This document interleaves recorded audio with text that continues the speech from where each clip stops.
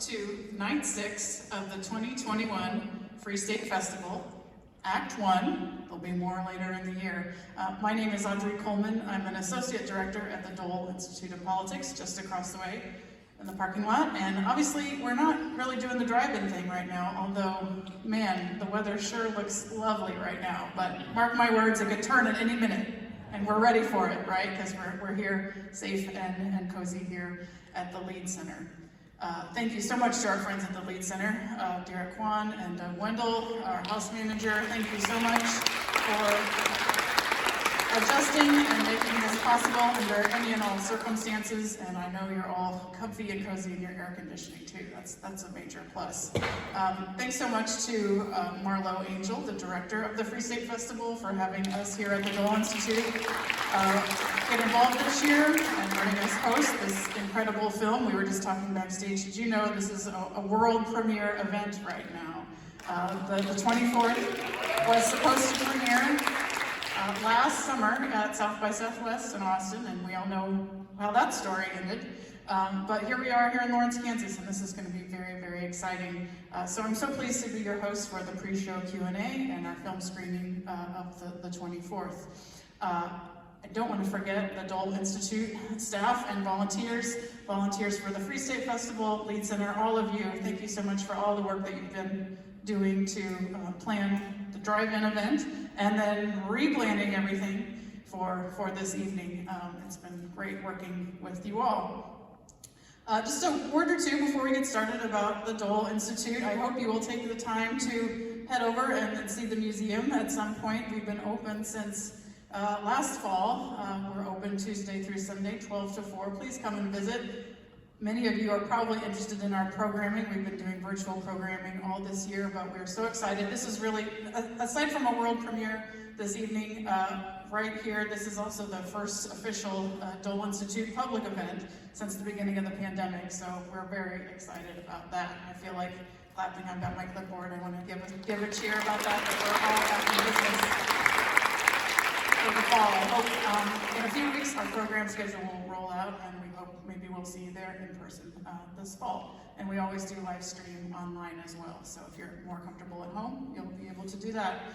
The Dole Institute, for those of you who don't know or haven't visited us in a while, we're an organization devoted to public service, civic engagement, and conversations about important and difficult topics.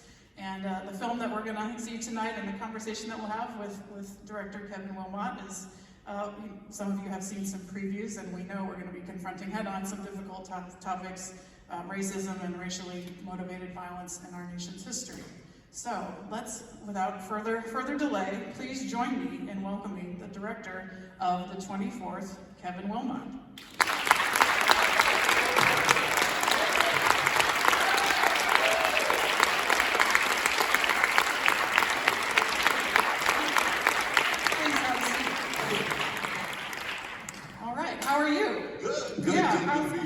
How's your year been? Is there a good answer to that question? Was in the house a lot. Yes, but it's not been a bad year for me. I have to say, I was very fortunate that kind of what I do for a living, I have to do at home anyway. So it wasn't. I didn't feel trapped or anything like that, which I know a lot of people kind of feel trapped. But I didn't go out much. So it's good to be with y'all. It's good to be with y'all. So we know that you're teaching and you can do that via Zoom from your home. But how do you be a filmmaker from your home during a pandemic? That slows things down a little bit. I think that was kind of the worst part of it for filmmakers. I've been mainly writing during this period, so it didn't affect me so much. The big effect was that I wrote. I was one of the writers on Five Bloods, and that film was going to premiere at the Cannes Film Festival, and the 24th was going to premiere at the South by Southwest Film Festival, and both of those were canceled. So that was probably the big film effect it had on my life, was that. And usually there would have been other screenings and more promotion of both of those films that you would have done in public settings like this. And that didn't happen. So I did a lot of Zoom from my office, a lot of Zooming from the office, you know, and which is cool, but it's not quite the same thing. So you don't have anything under production right now that you're able to work on? Yeah, I mean, that's the thing. You know, I didn't try. I mean, other people, there were a few films that were made during COVID, and they have a thing called COVID protocol, which is a big, I mean, it adds millions of dollars to your budget for the film. And you know, you're like in hazmat suits, and it was serious stuff. And it's like, you know, I've never had that big of a budget for a film I've directed, so, you know, usually the budgets of my films, you know, we could cater something with. So I didn't have that to worry about so much. But yeah, that was, I mean, that's finally changing now. I think I've talked to friends that direct, and it's finally, you know, it's not back to normal yet, but it's moving that direction. Well, that's good to hear. It is. So when we're talking about the film that we'll be screening this evening, the 24th, what does that refer to, and how and when did you learn about the historical events? Well, you know, I've always been a history nerd, and I learned about the 24th. The 24th is the 24th Infantry, which were the Buffalo Soldiers. The Buffalo Soldiers were the Black Cavalry and the Black Infantry. And I grew up in Junction City, and the cavalry was stationed there. So I grew up in my neighborhood. There were Buffalo Soldiers in my neighborhood. And so there was this book called The Black West, and I read this book probably 35, maybe close to 40 years ago. And in that book, there was one photograph of these Buffalo Soldiers. It said the men of the 24th Infantry at Houston, Texas. And it said the largest murder trial in American history. And there were these 63 black soldiers all in a group, and they had armed white soldiers surrounding them with rifles and bayonets. And it's like, why don't I know something about this? And it's one of those buried moments in our history that we were never taught. And so I researched it and found out the story behind it, and it was connected to what was called the Houston Riot of 1917.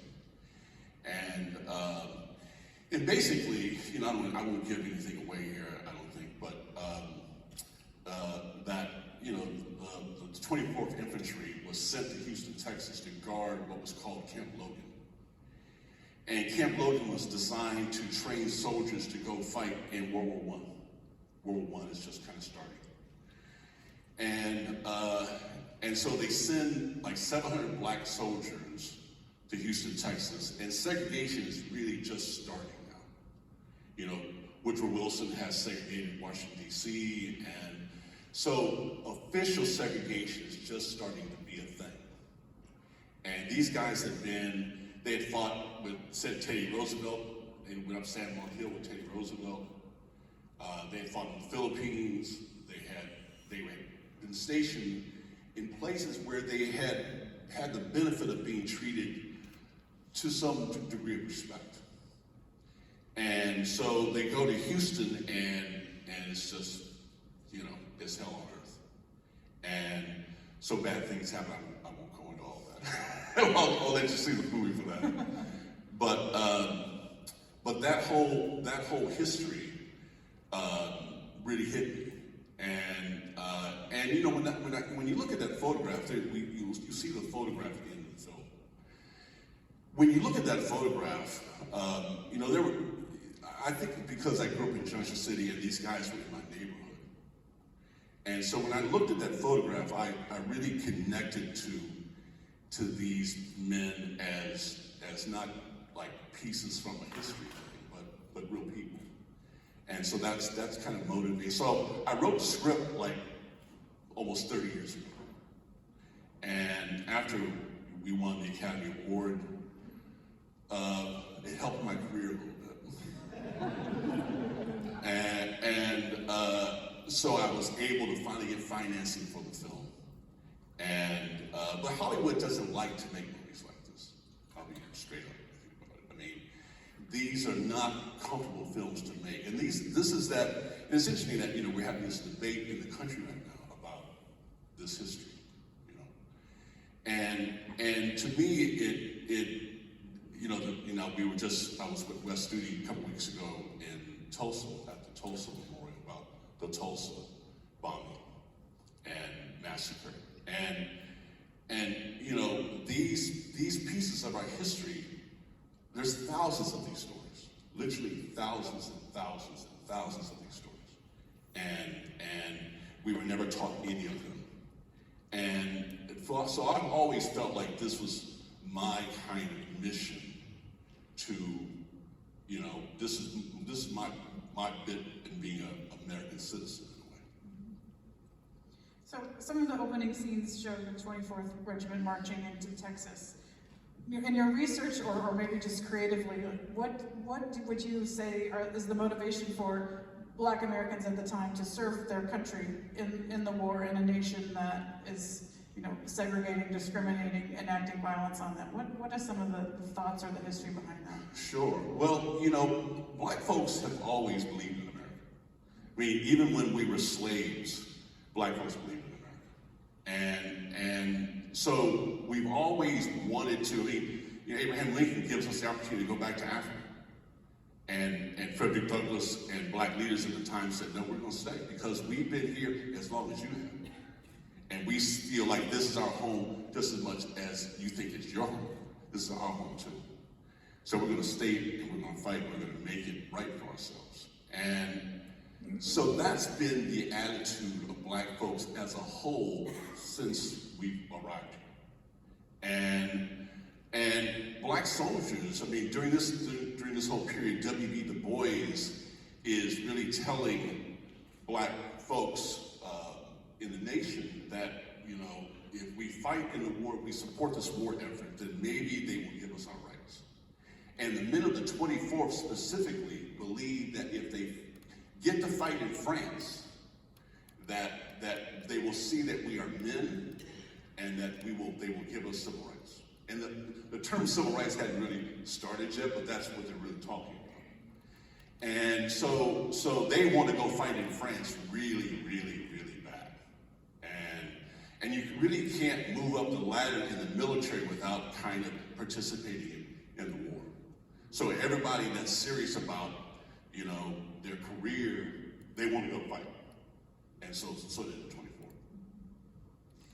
As a cast and crew on the set, do you have discussions or conversations about these actions and activities and violence that occurred 100 years ago? And is that a mood on the set, or do you have conversations about that and how it has affected you and what your relationship is to that? Yeah, I think that's one of the fun things about making movies, is that about history and about things that actually are going on maybe today or in the past, is that you hopefully you feel like you are contributing to raising the consciousness of folks in one way or another. And on the set, it's the same thing, because some people know the history, but in this case, no one knew the story. Black, white, didn't matter. No one knew the story. And that's kind of my criteria for the movies I try to make, is I try to make movies where they're kind of nuclear secrets in terms of race. And that these things have been specifically buried because they don't want you to know. And those are the things I feel that we desperately need to know. Black folks, white folks, everybody. It's all right.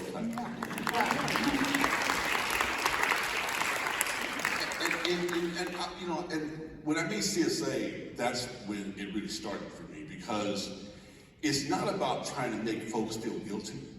No one has to feel guilty about our history. No one. But we have to understand it, and we have to then see how our history affects our lives today. And that's the part that we all have a responsibility for. It's that part of taking this history that, affected the men of the 24th, still affecting folks today. I mean, George Floyd is probably will be the legendary example of that now. And seeing how, as much as things have changed, they still stay the same. So you mentioned that you wrote the screenplay for this 30 years ago. Do you remember much about so the part of this is, or the tagline of this is inspired by actual events. So when you're adapting, historical facts and historical events into a story for a screenplay, what is your process? How do you take, what part of this would you say is fact, and how do you address that as a filmmaker? I mean, it's not a documentary. Sure. Well, anytime you adapt, it's like with Black Klansman. Black Klansman is technically a true story too, but there's a lot of things in it that are not true.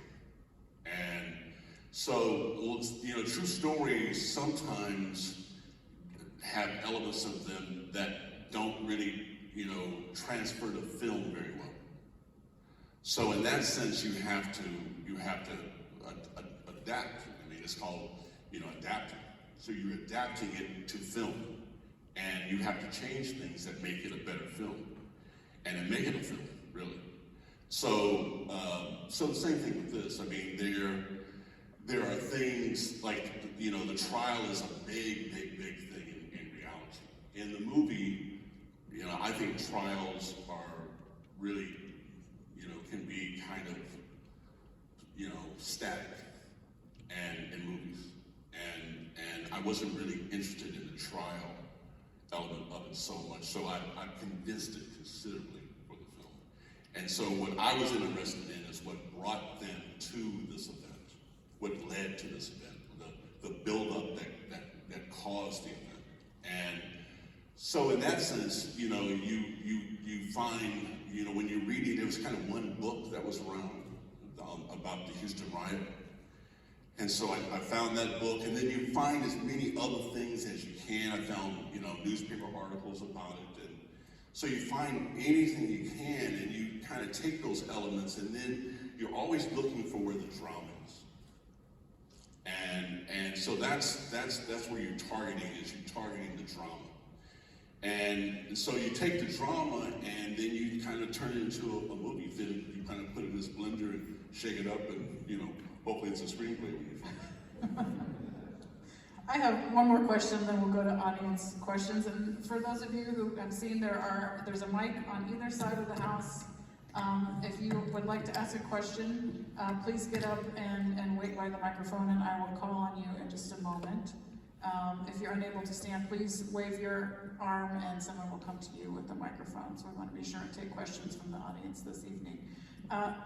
Kevin, what message, at the end of the evening, how do you want us to feel? What kind of questions, what message do you want us to take from this film as we leave and think about the message of your film? Sure.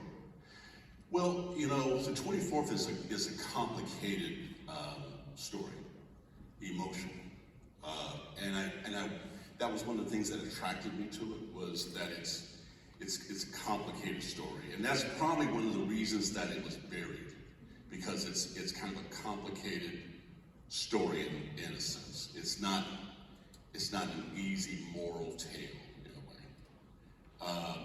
But that's also, I think, is the challenge of what it means to be an American. And the fact that we're debating our history right now is a perfect example of that, because I think we're debating the history because it makes us uncomfortable. And to me, the definition of what it means to be an American, to me, is to be uncomfortable.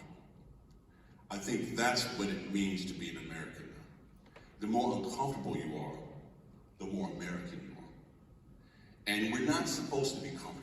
You're supposed to be comfortable in your lazy boy chair. But you're not supposed to be comfortable anywhere else as an American. And because Americans have a really difficult kind of status in the world. We believe in democracy, we believe in these things, these big ideas, and they're really difficult ideas. And we are the only really true multiracial democracy.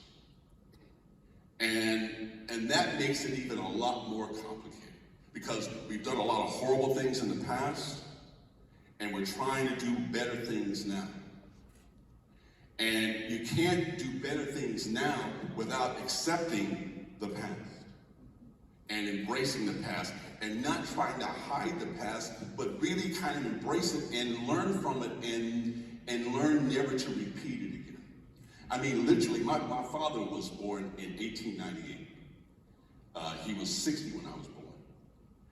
And so that's only like 30 years or so after slavery. That's my father. That's not my grandfather. That's my father.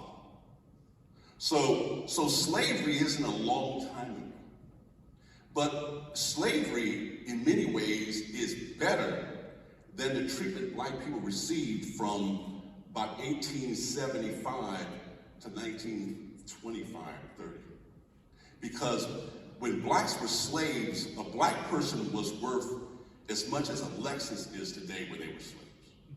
So if you were a slave, you were worth as much as a Lexus. If you had 5 slaves, you had 5 Lexuses. If you had 20 slaves, you had 20 Lexuses.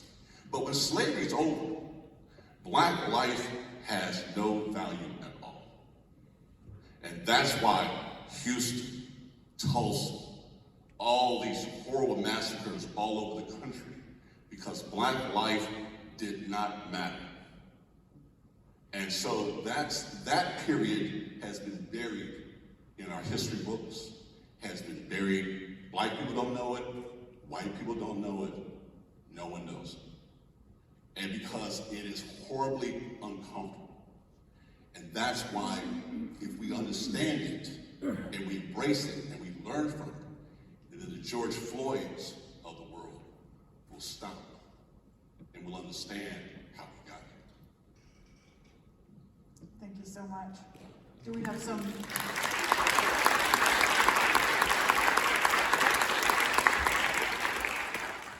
Don't be shy, folks. We've got time for questions. Okay, we've got one out here. Hello, Professor. Hey, how you doing? Good, That's good. one of my students. All right, welcome. I was wondering, as a writer and director, how did you go about all the untold stories, the photo that you pretty much based your story around? How do you go about choosing that one photo, that actual event? Because I know the story that here is not the whole thing ain't true, but that one photo, how did you go about choosing just that one photo? Well, usually there are a lot of photos to choose from. I mean, like one of the things that's amazing about the Tulsa story, for instance, is that there weren't just photographs. There was film footage.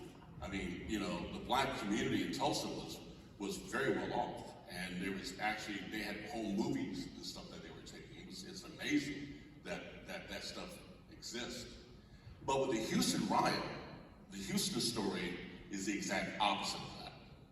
The Houston, there was only one photograph of the trial, and that's the photograph you'll see in the film. And there's kind of one photograph of the riot where they were kind of marching them in, you know, you'll see it in the film. But as a whole, there are no photographs of it, at least none that I've seen, except those 2. And so, you know, I mean, that's good and bad for the filmmaker because, you know, what's good is when you have photographs, you know what it looks like and you know what you're trying to duplicate, you know the images that you're trying to reproduce in various ways. When they're not there, then you have the freedom to kind of make it up in your mind, what you thought it looked like, what you think it looks like. And so that's mainly what I did in the film. Thank you. You have a question out here? Can't get to my phone. I actually saw this movie a few years ago. Kevin shows these up at KU, like previews. So I saw this movie already. My question for Kevin is, how many weeks did it take you to make this? Where did you film this? What locations? How did you choose the actors? And since it hasn't been published yet, what do you think the reaction will be of people seeing this movie? Sure. Well, technically, the movie's been out, so some people have seen it. This is our, you know, we never got to have a premiere really because of COVID. So this is our first really public screening I've been in with the film and an audience. So, hey y'all, how y'all? So yeah,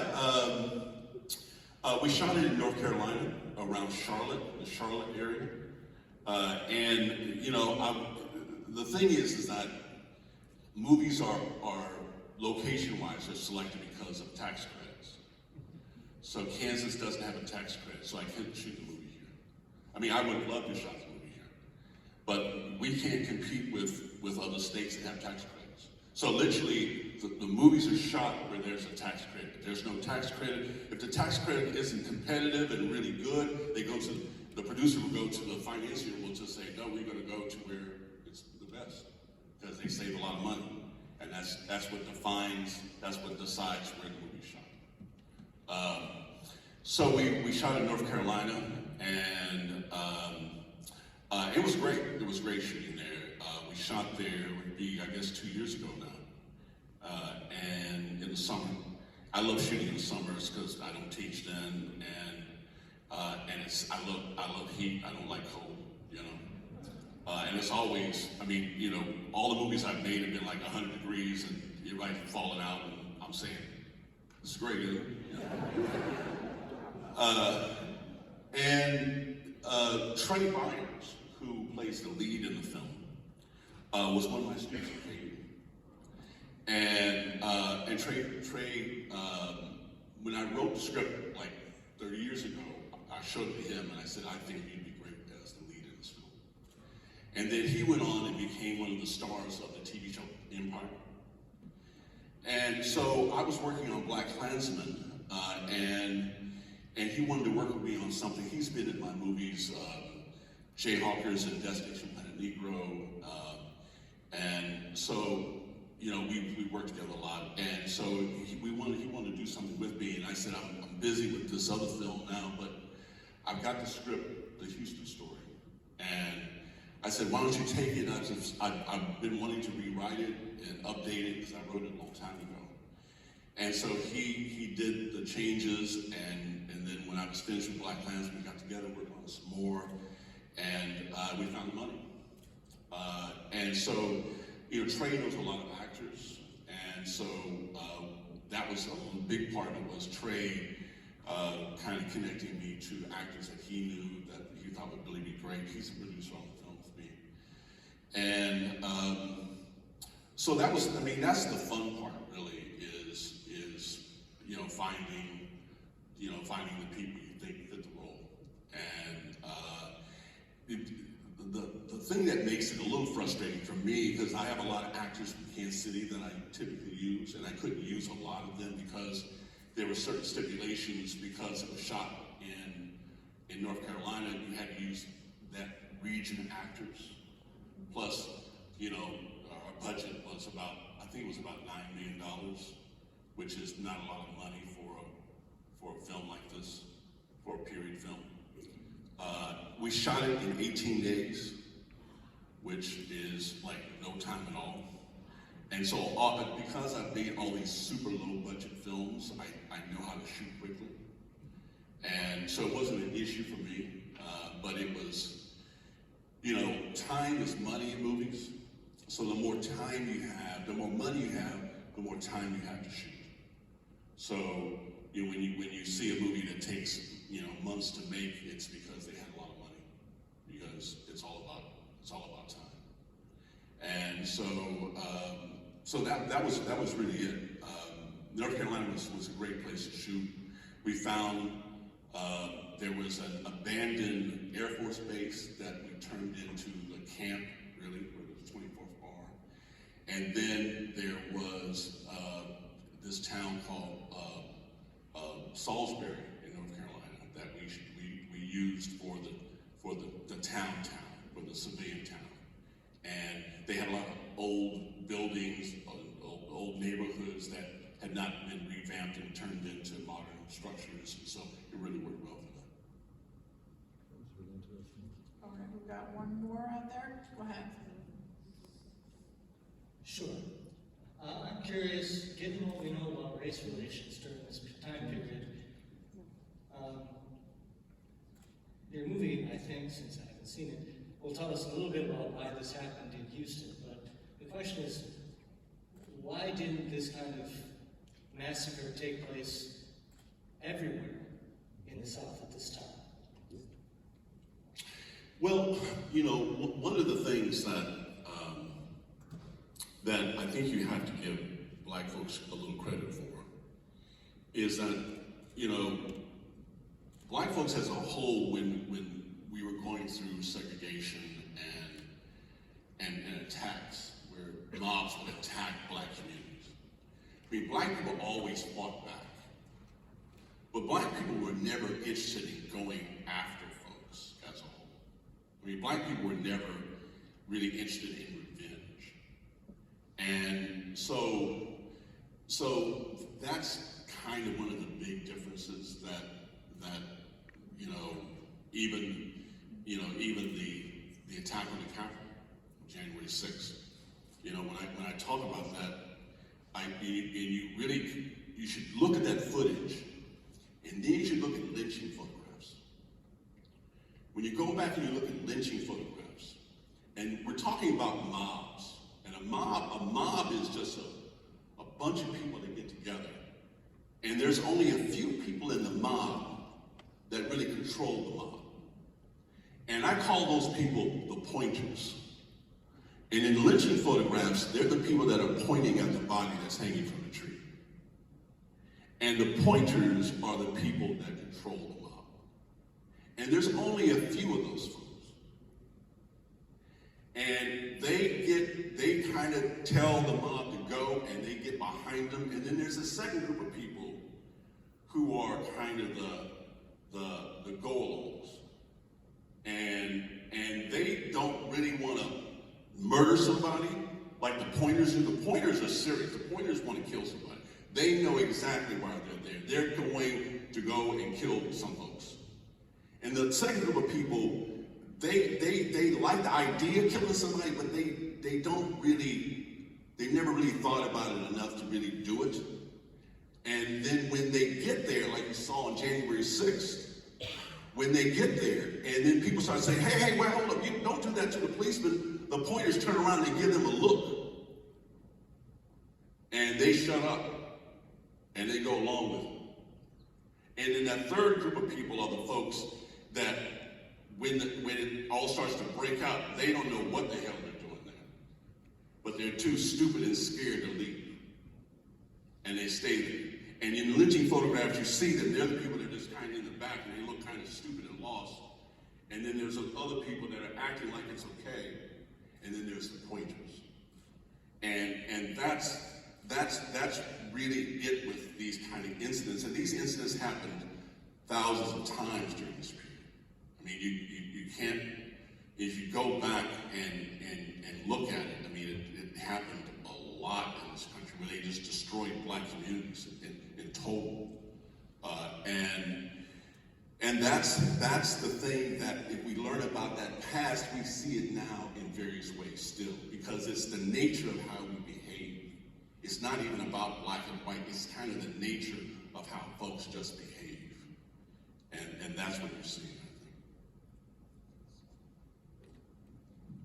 I think. Any other questions from the audience? Okay. Kevin, before we wrap up, I have one question. I'm sure not the only one who is curious about this, but so you mentioned you've been writing. So can you tell us anything about projects that might be upcoming, subjects that you're studying, or what might we see next from you? Well, you know, I've been locked in my chair at the house there, but it's been a good period. I've got a lot of work done, really. So I wrote a script on Arthur Ashe, with a tennis player, so I hope that happens at some point. You know, my job is to do the script, and then I kind of hand it off to the producers and the studio, and then it's kind of out of my hands at that point. But I hope that movie happens. Arthur Ashe is, you know, a really important historical figure, and it's a really interesting story. I don't think people know his story really very well. Jimmy Carter's a really good bad guy in the film. So those of you who know tennis. And then I'm presently working on a project for Nike. Nike is making movies now. And I'm working for Nike on a sports film about a quarterback. And that's kind of all I can say. And then I've been working on a television series that I hope happens. I wrote a play a couple years ago called Becoming Martin, which is about Martin Luther King. Martin Luther King Jr. went to college when he was 15 years old. He went to Morehouse College when he was 15. And his mentor there was Dr. Benjamin Mays. And Dr. Benjamin Mays really is the guy that put the whammy on him and turned him into Martin Luther King. Benjamin Mays was really who Martin Luther King wanted to grow up to be, was Benjamin Mays. And he was the president of Morehouse College in Atlanta. And so the TV series is really about, his from 15 years to Montgomery. So it's about him becoming Martin Luther King. So we'll see what happens with that. Hopefully we'll get up on a network